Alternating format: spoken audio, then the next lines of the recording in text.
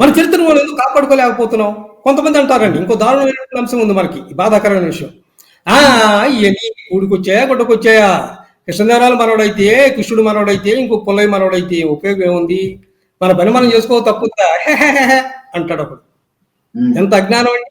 ఈ మాత్రం పిచ్చితెరి లేకనే ఇప్పుడు తక్కిన కులాల వాళ్ళందరూ కూడాను ఆయన మావాడు, ఈయన మావాడు, ఈయన మావాడు, ఆయన మావాడు అని చెప్పి పోరాటాలు చేసుకుంటూ, విగ్రహాలు పెట్టుకుంటూ, ఫ్లెక్సీలు వేసుకుంటూ, రకరకాల యాక్షన్లు చేసుకుంటూ లక్షల రూపాయలు ఖర్చు చేస్తున్నారు. పుస్తకాల మీద పుస్తకాలు రాస్తున్నారు. సుబ్బయ్య మావాడే, ఎల్లయ్య మావాడే, రామయ్య మావాడే, రాజారావు మావాడే, కనపడ వాళ్ళంతా మావాళ్లే. రేపు పొద్దున నరేంద్ర మోడీ గారిని కూడా మావాడని రాసుకునే మహాత్ములు ఉన్నారు, రాస్తారు ఇంకొద్ది రోజులు ఆ పుస్తకం కూడా.